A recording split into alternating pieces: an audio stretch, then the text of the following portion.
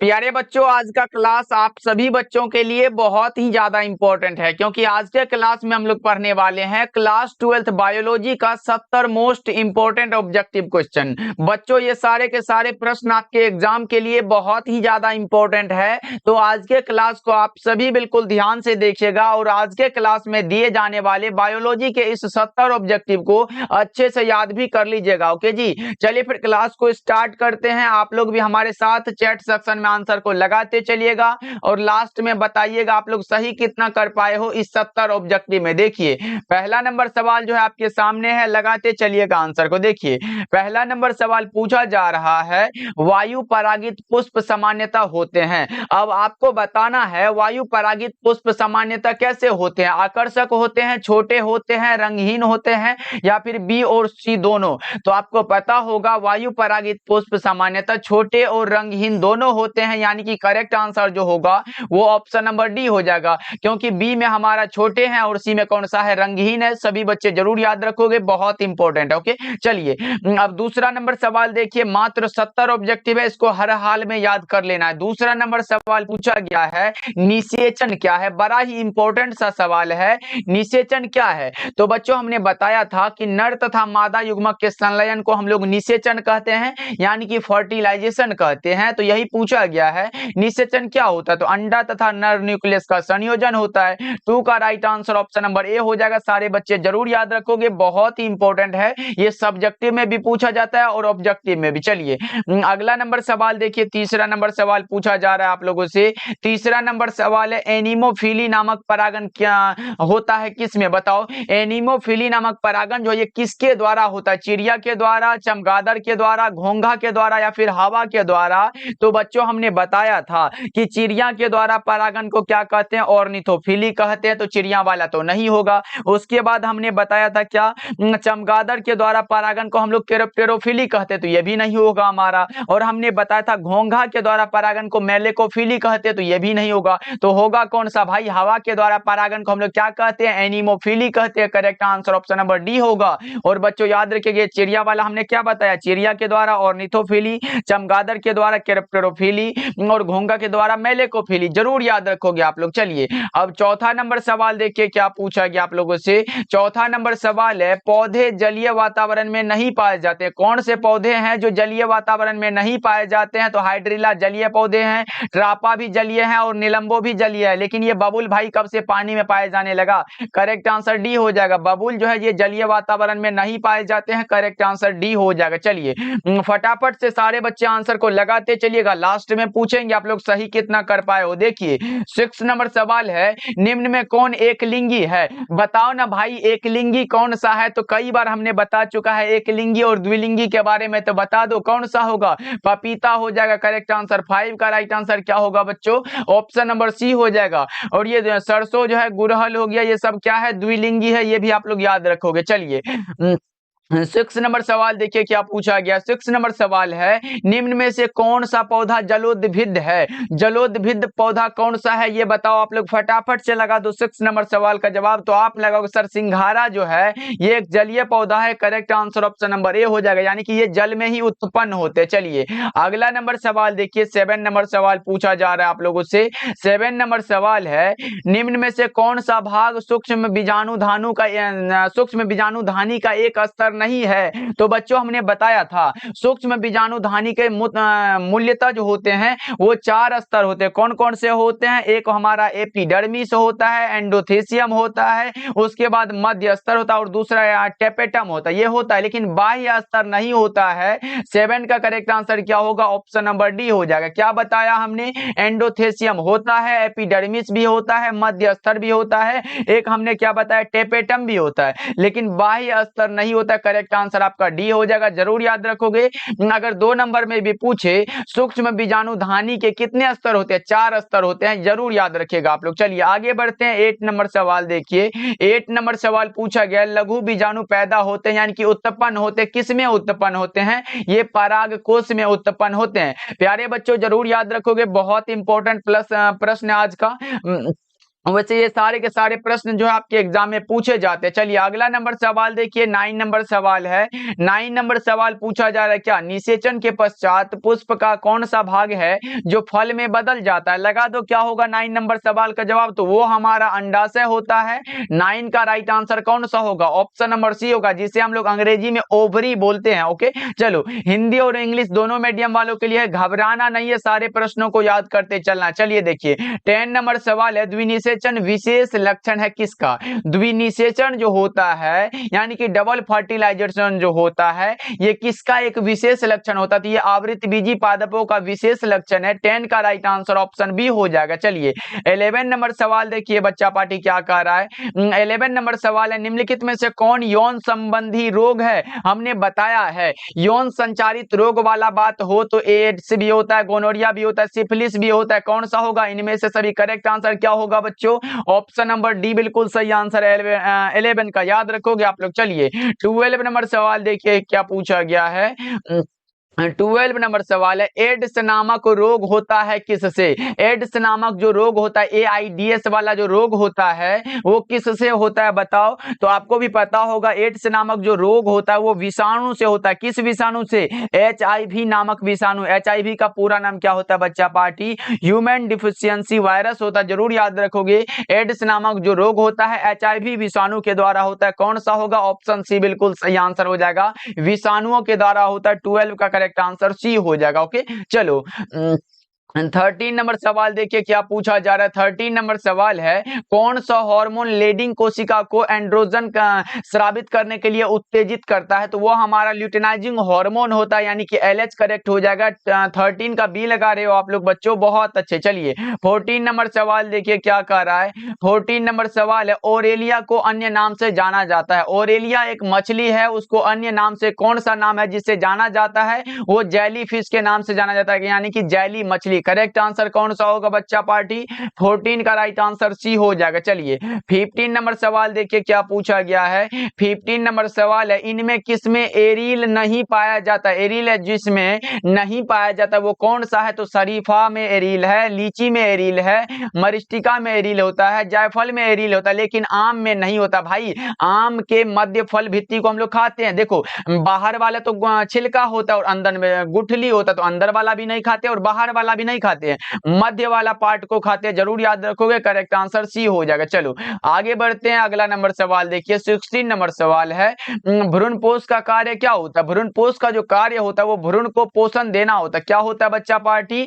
भ्रूण को पोषण देना, याद रखोगे, providing nutrition to the embryo. चलो आगे बढ़ते हैं, अगला नंबर सवाल देखिए 17 नंबर सवाल पूछा गया है, जलाशयों में सुपोषण के लिए सबसे प्रभावशाली कौन है? जलाशयों में सुपोषण के लिए जो सबसे अधिक प्रभावशाली होता है वो कौन सा होता है? वो हमारा अकार्बनिक फॉस्फेट होता है। करेक्ट आंसर ए हो जाएगा 17 का। ओके जी, चलो अगला नंबर सवाल देखिए 18 नंबर सवाल है। 18 नंबर सवाल है, गर्भाशय किससे संबंधित है? ये बच्चा को पता है कि गर्भाशय जो संबंधित होता है वो मादा या फिर स्त्री जनन तंत्र से होता है, यानी कि फीमेल रिप्रोडक्टिव सिस्टम से होता है। करेक्ट आंसर बी हो जाएगा।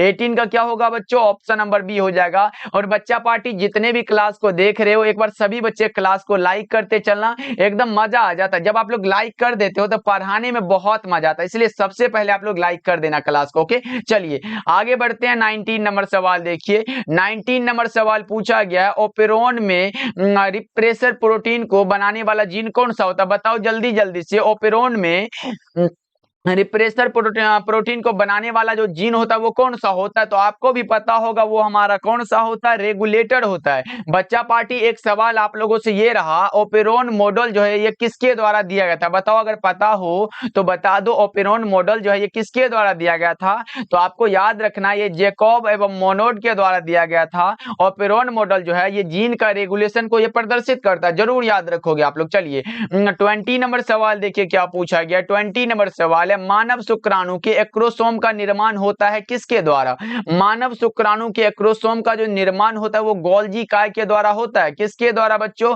गोल्जी काय के द्वारा होता है। 20 का करेक्ट आंसर हमारा विकल्प नंबर सी हो जाएगा। चलिए आगे बढ़ते हैं। 21 नंबर सवाल देखिए आपके सामने है, बताओ 21 नंबर सवाल है, वर्तमान समय में भारत में गर्भ निरोध की सर्वाधिक मान्य विधि कौन सी है? वर्तमान समय में भारत में गर्भ निरोध की जो सर्वाधिक मान्य विधि है वो हमारा होता है अंतः गर्भाशयी युक्ति होता है। कौन सा होता है बच्चा पार्टी? अंतः गर्भाशयी युक्ति होता है। लगा दो, करेक्ट आंसर सी हो जाएगा। चलिए आगे बढ़ते हैं। 22 नंबर सवाल देखिए क्या पूछा गया, कॉपर टी का कार्य क्या है? ये तो हमने कई बार बता चुका है बच्चों। कॉपर टी का जो वर्क होता है वो होता है फर्टिलाइजेशन को रोकना, निषेचन को ये रोकता है। करेक्ट आंसर क्या होगा? ऑप्शन सी हो जाएगा। और ये प्रश्न बहुत इंपॉर्टेंट है, एकदम पूछा ही जाता है आपके एग्जाम में, जरूर याद रख लो इसको। चलो आगे बढ़ते हैं। 23 नंबर सवाल देखिए। 23 नंबर सवाल है, निम्न में से कौन रेट्रोवायरस द्वारा उत्पन्न होता है? रेट्रोवायरस के द्वारा जो उत्पन्न होता है वो कौन सा होता है? जल्दी जल्दी से बता दो 23 नंबर सवाल का जवाब। तो वो हमारा एड्स उत्पन्न होता है। करेक्ट आंसर बी हो जाएगा, जिसको हमने बताया था एचआईवी विषाणु के द्वारा ये उत्पन्न होता है। ओके चलो आगे बढ़ते हैं। 24 नंबर सवाल देखिए क्या पूछा गया है। 24 नंबर सवाल है, सहेली क्या है? अब बताओ जी सहेली क्या है? तो बताओगे सर सहेली वही ना जो साथी होता है, फ्रेंड होता है, वो वाला सहेली नहीं है भाई। बता दो क्या होगा? ये एक मुख्य गर्भ निरोध गोली है। करेक्ट आंसर ए हो जाएगा। 24 का राइट आंसर ऑप्शन ए हो जाएगा। चलो जी आगे बढ़ते हैं। 25 नंबर सवाल देखिए। 25 नंबर सवाल है, देखो सहेली क्या है यहाँ पे लिखा गया है। सहेली जो एक महिला गर्भ निरोध गोली है, उपयोग की जाती है, कब की जाती है? दैनिक की जाती है, साप्ताहिक की जाती है, तिमाही की जाती है या फिर मासिक की जाती है? तो ये वीकली जो है यूज किया जाता है। करेक्ट आंसर कौन सा होगा? साप्ताहिक हो जाएगा। राइट आंसर बी हो जाएगा 25 का। अगर आप लोग बी को लगा रहे हो बच्चों तो बहुत अच्छे। चलो आगे बढ़ते अगला नंबर सवाल देखिए। 26 नंबर सवाल पूछा जा रहा है। 26 नंबर सवाल है, RU 486 दवा जो है प्रयुक्त की जाती है किस में? RU 486 दवा जो है प्रयुक्त की जाती है किसमें बच्चा पार्टी? बता दो 26 नंबर सवाल का जवाब। तो यह किया जाता है गर्भपात कारक के रूप में। 26 का राइट आंसर ए हो जाएगा। सारे बच्चे लगाते चलो और क्लास को लाइक करते चलना। देखिए 27 नंबर सवाल है, 11 जुलाई को क्या मनाते हैं? 11 जुलाई को जो मनाते हैं ना भाई, वो क्या मनाते हैं ये बताओ आप लोग। तो आपको याद रखना कि धूम्रपान निषेध दिवस जो होता है ये हमारा कब होता है? 12 मार्च को होता है। कब होता है बच्चा पार्टी? ये सब आ गया तो छोड़ के मत आ जाना। ये कब होता है? 12 मार्च को होता है। उसके बाद ये तो हमने बता दिया कि विश्व स्वास्थ्य दिवस जो ये कब मनाया जाता है? तो ये मनाया जाता है 7 अप्रैल को। ये तो पहले भी हमने बता चुका है, ये प्रश्न पहले भी हमने बता चुका है। तो ये 7 अप्रैल को मनाया जाता है। उसके बाद विश्व पर्यावरण दिवस, ये तो सबको पता है कि सर 5 जून को होता है। उसके बाद ये विश्व जनसंख्या दिवस मनाया जाता है 11 जुलाई को। करेक्ट आंसर आपका कौन सा होगा? ऑप्शन डी हो जाएगा। अगर आप लोग डी को लगा रहे हो तो बहुत अच्छे। चलिए आगे बढ़ते हैं। 28 नंबर सवाल देखिए। 28 नंबर सवाल है, यौन संबंधों के द्वारा फैलने वाला रोग क्या कहलाता है? यौन संबंधों के द्वारा फैलने वाला जो रोग कहलाता है वो कहलाता है एसटीडी। क्या कहलाता है बच्चा पार्टी? एसटीडी यानी कि सेक्सुअली ट्रांसमिटेड डिजीज कहलाता है। करेक्ट आंसर सी हो जाएगा। चलो 29 नंबर सवाल देखिए क्या पूछा गया है। WHO का केंद्र स्थित है। WHO का जो पूरा नाम होता है वो होता है वर्ल्ड हेल्थ ऑर्गेनाइजेशन, यानी कि विश्व स्वास्थ्य संगठन होता है। तो बता दो क्या होगा इसका सही जवाब।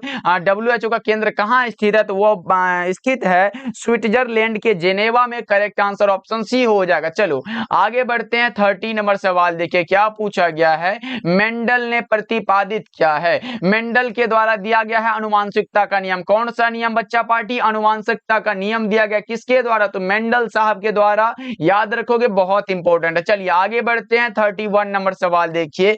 31 नंबर सवाल है, द्विसंकर क्रॉस में अनुलक्षणी यानी कि फिनोटाइपिक रेशियो कितना होता है? वो हमारा होता है 9:3:3 कौन सा होता है? 1 होता है। यही होता है। करेक्ट आंसर क्या होगा? 31 का डी बिल्कुल सही हो जाएगा। याद रखोगे आप लोग। चलिए 32 नंबर सवाल देखिए हमारे सामने प्रश्न है, मिलेनिन रंग द्रव्य की अनुपस्थिति में दशा उत्पन्न होती है कैसी? तो वो हमारा वर्णांधता होता है। 32 का आपका करेक्ट आंसर ए हो जाएगा। चलिए आगे बढ़ते अगला नंबर सवाल देखिए। 33 नंबर सवाल है, मक्का में जंपिंग जीन की खोज किसने की थी? मक्का में जंपिंग जीन की खोज किसके द्वारा किया गया था? बच्चा पार्टी लगा दो क्या होगा इसका सही जवाब। तो यह किया गया था मैकलिन टॉक के द्वारा। सही जवाब कौन सा होगा? ऑप्शन नंबर सी हो जाएगा राइट आंसर। चलो जी आगे बढ़ते हैं। 34 नंबर सवाल देखिए, प्रोटीन संश्लेषण किस पर संपन्न होता है? बताओ प्रोटीन संश्लेषण जो होता है ये किस पर संपन्न होता है, ये बताओ आप लोग। तो सबको पता है कि सर ये राइबोसोम पर संपन्न होता है, यानी कि करेक्ट आंसर कौन सा होगा? ऑप्शन डी हो जाएगा।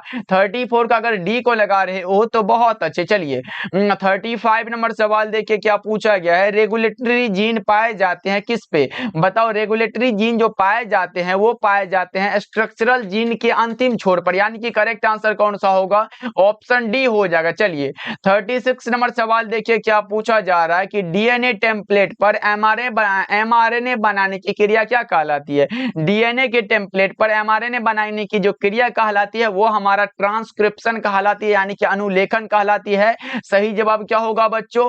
ऑप्शन नंबर बी हो जाएगा 36 का। चलिए फिर 37 नंबर सवाल को देखते हैं क्या कह रहा है, डायनासोर किस दौरान उपस्थित थे? डायनासोर क्या है भाई? तो विलुप्त सरीसृप है, आपको हमने पहले भी बताया है, और ये जो है मेसोजोइक के दौरान उपस्थित है। करेक्ट आंसर डी हो जाएगा। जरूर याद रखोगे, बहुत बार पूछा गया कि डायनासोर क्या है, तो विलुप्त सरीसृप है। ओके चलो, और किस दौरान उपस्थित है? तो मेसोजोइक के। चलिए आगे बढ़ते, अगला नंबर सवाल देखिए 38 नंबर सवाल पूछा जा रहा है, कानों पर बाल की बहुलता का जीन पाया जाता है किस पर? वो वाई क्रोमोसोम के कारण होता है। सही जवाब बी हो जाएगा जी। चलो 39 नंबर सवाल को देखिए क्या कह रहा है। 39 नंबर सवाल है, पूराजीवी प्रमाण किसके अध्ययन पर आधारित है? पूराजीवी प्रमाण जो है किसके अध्ययन पर आधारित है? तो यह है जीवाश्म के प्रमाण पर आधारित। करेक्ट आंसर सी हो जाएगा। और बहुत इंपॉर्टेंट प्रश्न है, आपकी बार भी ये प्रश्न आया हुआ था आपके एग्जाम में। चलिए 40 नंबर सवाल देखिए क्या पूछा गया है। 40 नंबर सवाल है, समकार्य संरचनाएं किसके परिणाम स्वरूप है? समकार्य संरचनाएं किसके परिणाम स्वरूप है? बच्चा पार्टी 40 नंबर सवाल का जवाब जल्दी जल्दी से बता दो, तो आपको भी पता होगा ये अभिसारी विकास के स्वरूप है, और करेक्ट आंसर बी हो जाएगा। चलिए आगे बढ़ते हैं। 41 नंबर सवाल देखिए, 41 नंबर सवाल है, मेसोजोइक युग है किसका? तो हमने बताया था ये सरीसृपों का युग है। तो क्यों हमने बताया था कि डायनासोर क्या है? डायनासोर एक प्रकार का विलुप्त सरीसृप है, और हमने बताया था कि डायनासोर कब उपस्थित है? मेसोजोइक में। तो यही हमसे पूछा गया मेसोजोइक किसका युग है? तो सरीसृपों का। करेक्ट आंसर सी हो जाएगा। चलो जी आगे बढ़ते हैं। 42 नंबर सवाल देखिए, 42 नंबर सवाल है, निम्नलिखित में से किस पौधे को बंगाल का आतंक कहा गया है? भाई टीरर ऑफ बंगाल किसे कहा गया है? तो ये हमने कई बार बता चुका है, ये कहा गया है जलकुंभी को।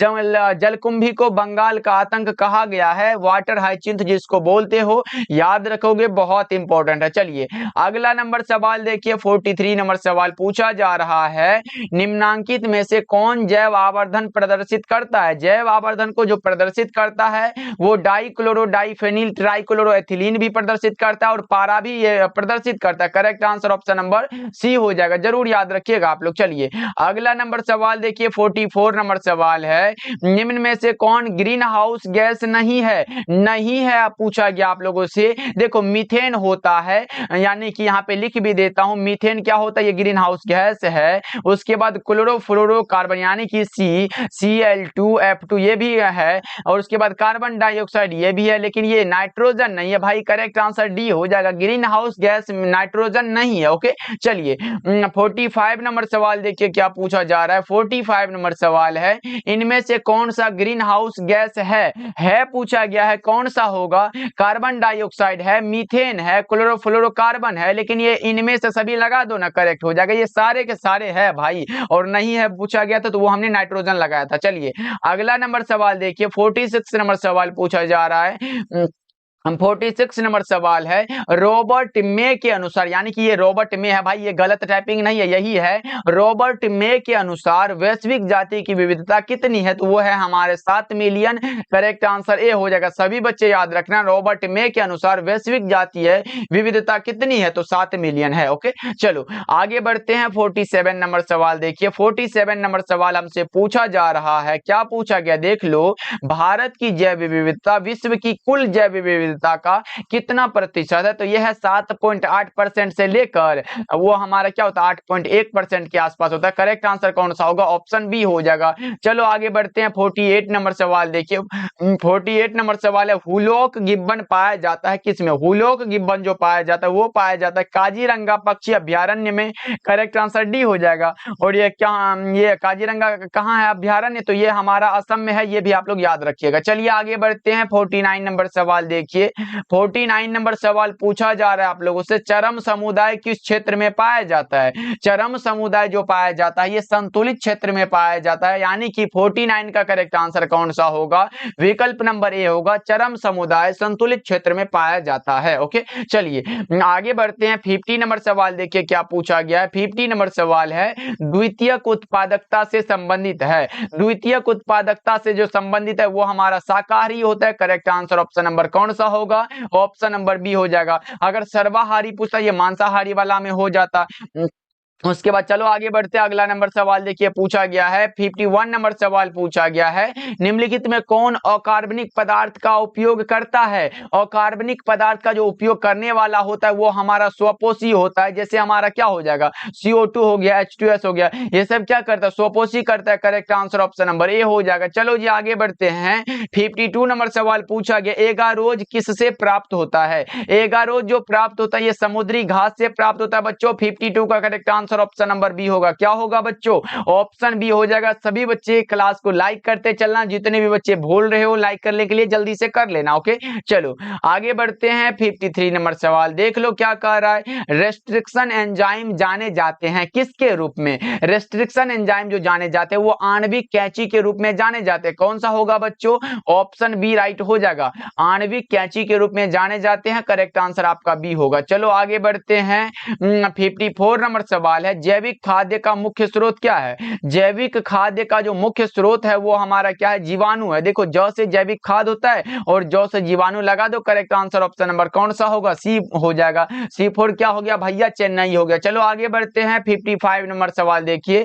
55 नंबर सवाल है, दूध को दही में बदलने से किस विटामिन की मात्रा बढ़ती है? किस विटामिन की मात्रा बढ़ेगी भाई? तो वो हमारा विटामिन B12 होता है, जिसका की केमिकल नाम क्या होता है? साइनोकोबाल्मिन होता है। किसका नाम? विटामिन B12 का। जरूर याद रखोगे आप लोगों के। चलो आगे बढ़ते हैं। 56 नंबर सवाल देखिए। 56 नंबर सवाल पूछा गया, रेशम के धागे में कौन सा प्रोटीन होता है? रेशम के धागे में फिब्रोइन नामक प्रोटीन होता है। 56 का करेक्ट आंसर क्या लगाओगे बच्चा पार्टी? ऑप्शन नंबर ए बिल्कुल सही हो जाएगा। क्या होगा? ऑप्शन ए को लगा रहे हो आप लोग, तो बहुत अच्छे, ऐसे ही लगाते चलो। और भी कुछ प्रश्न बचे हुए, चलिए 57 नंबर सवाल देखिए क्या पूछा जा रहा है बच्चों, आरएनए से बनने वाले डीएनए को क्या कहते हैं? आरएनए से डीएनए बन रहा है, इसे हम लोग क्या कहते हैं? उसे हम लोग कंप्लीमेंट्री डीएनए कहते हैं। क्या कहते हैं बच्चों? CDNA यानी कि कंप्लीमेंट्री डीएनए कहते हैं। करेक्ट आंसर जो होगा वो ऑप्शन नंबर डी हो जाएगा। सभी बच्चे याद रखोगे। ओके, चलिए आगे बढ़ते हैं। अगला नंबर सवाल देखिए। 58 नंबर सवाल पूछा जा रहा है, आप लोग उसे बता दो क्या होगा इसका सही जवाब। निम्नलिखित में से किसकी प्रचुरता कोलेस्ट्रम में होती है? कोलेस्ट्रम में जिसकी प्रचुरता होती है वो हमारा होता है IgA होता है। क्या होता है बच्चा पार्टी? IgA होता है, यानी कि इम्यूनोग्लोबुलिन ए होता है। करेक्ट आंसर आपका ऑप्शन नंबर ए होगा। याद रखोगे, बहुत इंपॉर्टेंट है। चलिए 59 नंबर सवाल देखिए क्या पूछा गया आप लोगों से, बी लिम्फोसाइट का निर्माण कहाँ होता है? देखो अगर टी लिम्फोसाइट पूछे तो भी अस्थि मज्जा लगाना, और बी लिम्फोसाइट का निर्माण पूछे तो भी अस्थि मज्जा ही लगा देना, आपका करेक्ट हो जाएगा। 59 का राइट आंसर क्या होगा? ऑप्शन नंबर ए हो जाएगा। लगा दो बच्चा पार्टी। चलो 60 नंबर सवाल को देखते क्या कह रहा है। 60 नंबर सवाल है, एलर्जी के कारण निकलने वाला कौन सा रसायन है? एलर्जी के कारण निकलने वाला जो रसायन होता है वो हमारा हिस्टामिन होता है। क्या होता है बच्चों? हिस्टामिन होता है। 60 का करेक्ट आंसर क्या होगा? ऑप्शन ए हो जाएगा। सभी बच्चे लगा दो, ऑप्शन नंबर ए ही बिल्कुल सही आंसर है। क्लास को लाइक करते चलना बच्चा पार्टी। चलो आगे बढ़ते हैं। 61 नंबर सवाल देखिए, पहली ट्रांसजेनिक फसल फसल थी कौन सी? पहली ट्रांसजेनिक फसल जिसका नाम है तंबाकू। पहली ट्रांसजेनिक फसल कौन सी थी बच्चों?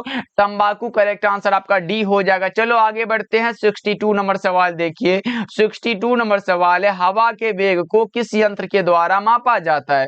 हवा के वेग को मापने वाला जो यंत्र होता है वो हमारा एनोमोमीटर होता है। कौन सा होता है? एनोमोमीटर होता है। करेक्ट आंसर ऑप्शन ए हो जाएगा। चलिए आगे बढ़ते हैं। 63 नंबर सवाल पूछा जा रहा है हम लोगों से। देखो, निम्नलिखित में से कौन सा पिरामिड उल्टा कभी उल्टा नहीं होता है? नहीं उल्टा होने वाला कौन सा होता है ये बताओ आप लोग। निम्नलिखित में कौन सा पिरामिड है जो कभी भी उल्टा नहीं होता है? वो हमारा ऊर्जा का पिरामिड है जो सदैव सीधा होता है। करेक्ट आंसर क्या होगा? 63 का ए बिल्कुल सही आंसर है। 63 का ए लगाओगे तो आपका भी सही हो जाएगा। चलो आगे बढ़ते हैं। 64 नंबर सवाल देखिए।